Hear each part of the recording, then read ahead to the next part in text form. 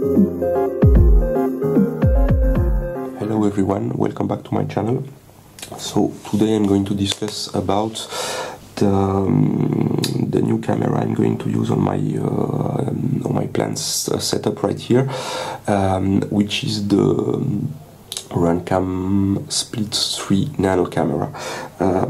I get quite interested by this new format of cameras because they are able to get HD footage in a really small and compact form factor. Basically, this camera is the same mounting size as Runcam Nano Racer, Runcam Nano 2, Caddx EOS 2 that we commonly use on toothpick style builds. So it's way easier to integrate than some setups we saw lately with Tarsier camera or 19x19 HD cameras. It's also better in terms of weight because the whole setup is 10 grams. So basically you're adding about 5 grams compared to this kind of camera, but you'll be able to get HD footage, so obviously it's a good it's a good point. The camera itself comes with an electronic board that will host the SD card and allow you to control the camera and all the stuff. The camera by itself is 165 degrees field of view, which is quite wide. And it's able to record 1080p 60 images per second maximum. Otherwise it's 15 images per second or 30 images per second, or 720p 60 images per second. The board itself comes with a 20x20 millimeters mount. And I was told that there will be a new board able to, which will have, the Wupayo mount pattern, 26x26. It will be easier to integrate on a toothpick style build because basically you will be able to stack it up on top of the flight controller. The camera comes with the bag of accessories, and you have a SD card ejection protection mechanism that you put on the bottom here. An adapter to go to 19x19 millimeters, so you can use it in bigger builds, and of course screw standoffs and stuff like that. The frame I'm going to use right now, because I don't have anything better currently here, is the Evo 1. Donc, this is a design I made, I guess, in April 2019, so about 5 months ago, which is basically a Pickle Dead Cat's frame with a top plate. So this kind of setup is quite convenient for HD cameras because you have more room to install your stuff. You don't have to use a tall pod and stuff like that. Basically, the camera will fit in the front with this kind of TPU adapters, and the camera main board will be installed under the top plate here because you have a pattern. You have a 20x20 and 16x16 pattern, so it's quite convenient to set up.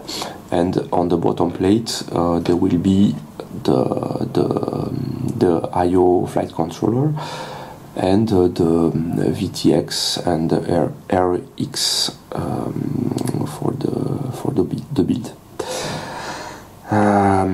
On this particular setup I'm going to use these motors that are from Brother Hobby.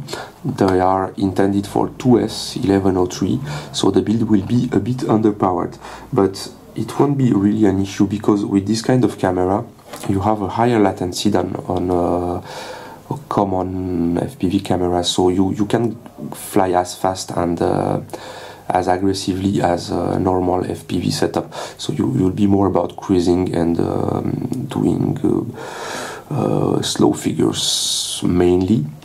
So it will be fine on 2S, even if it would be better on 3-inch props with the lower kV motors. But I have this one here, so why don't use them? Because I was told that they are very good. All the people I know that use these motors are very satisfied about their durability and performance. The motor by themselves are quite classic. It's a classic 1103 motor with 1.5mm shaft and a screw mount for your props. So basically you can screw your props down. 4-hole mount on the frame, which is good. It's quite common and it's quite convenient to use 4 screws, or you can even go with 3 screws. The quality of the motor is really nice, and they are not that expensive. They are about $10 each. I have to mention that I got the motors and the Runcam split camera from Banggood for testing purposes, but I asked for them. It's not a random things they send to me. I really choose what I wanted to use because I consider that both products are very interesting. So even if I don't pay for them this time, theoretically, I hope this review won't be very biased on this regard. The motors, honestly, once I'll test them up on this build, I'll take them out and put them on a classic pickle frame, because they will be way more suitable, in fact. What I'd like to say about these motors as well, they come in with a really big plug that basically you almost can't use on anything, because it's bigger than the common plugs you have on the I/O boards, which means that in terms of power sent to the motor is better, but you have to install, I don't know if you see this connector that comes with the motor, which is quite hard to install on I/O boards because the pinning is wider than the one you have commonly on all the boards. So maybe on a bigger ESC, or I don't know, maybe in the new toothpick style builds with the side USB port, because they have 2 connector mount patterns. I don't know. Anyway, I don't really care, because I usually cut the motor plug and direct solder to the I/O board. So let's see how all this comes out. Next move after testing this build will be, hopefully that I will receive the test frame, will be to move all the stuff on this frame, that is the Evo 2. Evo 2, it's an evolution of this frame to fit 3-inch props. So you can basically go with a beefier setup, but it's the same principle. So you have the mount for the I/O mainly. You can put the HD camera board on the top plate, and you have a lot of room in the front to install your camera and even electronics that you don't want necessarily to stack here. On the rear you have 2 standoff this time, so you can put TPU adapters to put your antennas and stuff like that. The frame was also designed to get props out of view, so that's why it's it's quite longer. Hopefully it will come out nicely. The frame by itself, it's around 15 grams this time, but it's intended to use 3-inch 3S or 4S battery, so it won't be really an issue because you'll still be able to get a really nice performance out of this frame. Of course, you're not obliged to use HD cameras. You can use normal FPV cameras and get a normally fast 3-inch setup that is, after all, quite common on this size. The only concern I have on this design is will it be stiff enough? The front arms are normally fine, but the rear arms won't be necessarily stiff enough. I'll see how it goes when I receive the sample cut frames. Otherwise I'll have to change the design again and maybe use some replaceable arms that I don't really want because it will add a lot of weight to the setup. So now let's build this one and see how it goes in flight after that.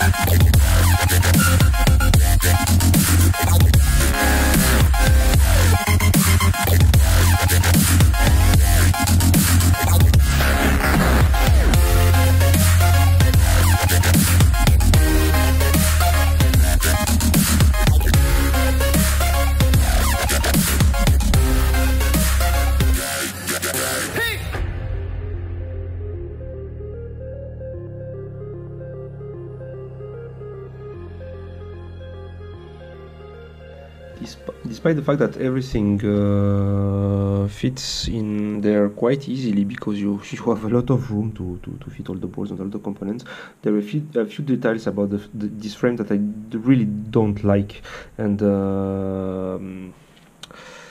finally holded me to build something on it over time. It was just a test design, some kind of prototype to see how it will go.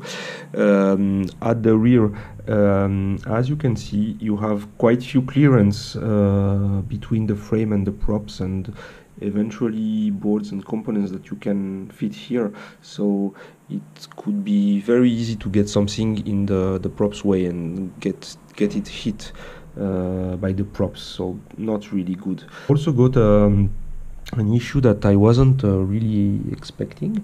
There is quite few room here to fit the camera if you use such mounts on the standoffs. You almost have no clearance to the front screw of the flight controller and the camera. It fits, sure. This camera fits anyway. This RunCam camera, but in case of a crash or if you hit the frame at the front, the camera will probably hit back the flight controller behind it. So not really great design, but it should be good enough for a flight test and the camera test anyway. So not really a big deal, but I'd recommend my newer version Evo 2 if you want to build something like that, because it's way more convenient to have the option to put 3-inch props and to have more room for the camera. So what can I say about the camera itself? The installation is quite easy because you have everything you need in the box, and the board is conveniently placed here just behind it. you also should deal with the settings of the camera. You will use the two buttons here to get into the modes menu, and especially play with the sharpness, brightness, and image quality settings, because it was quite off by default. I don't know if it's particular to the camera I received, or if it's for all the cameras like that. The FPV feed was quite white, so it was a bit weird, so I adjusted all the image settings. You can also switch from PAL to NTSC, 4:3 or 16:9 aspect ratio. You can play with a lot of settings like that in the menu, which is quite simple, but you have all the basics. You can flip the image if you want, and that's a bit all that I can say about this build.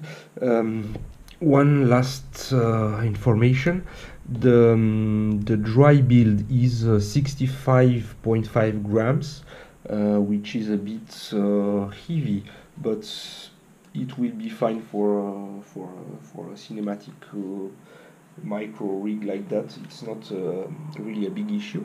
It could be lighter for sure, with a lighter frame, because this frame, in fact, I noticed that it's about 15 grams. I thought it was 10 grams, but I think this particular version with the twist lock cuts, it's heavier than the one that's currently published on Thingiverse. So it was a prototype of a prototype, in fact. And the whole setup with the 450 milliamps battery is 93 grams. So it's below 100 grams all up weight for an HD build. Next step will be to take it out and make a test flight of this machine to see how the latency is, how the video quality is, and stuff like that. See you next time, and thanks a lot for watching this video. Bye bye.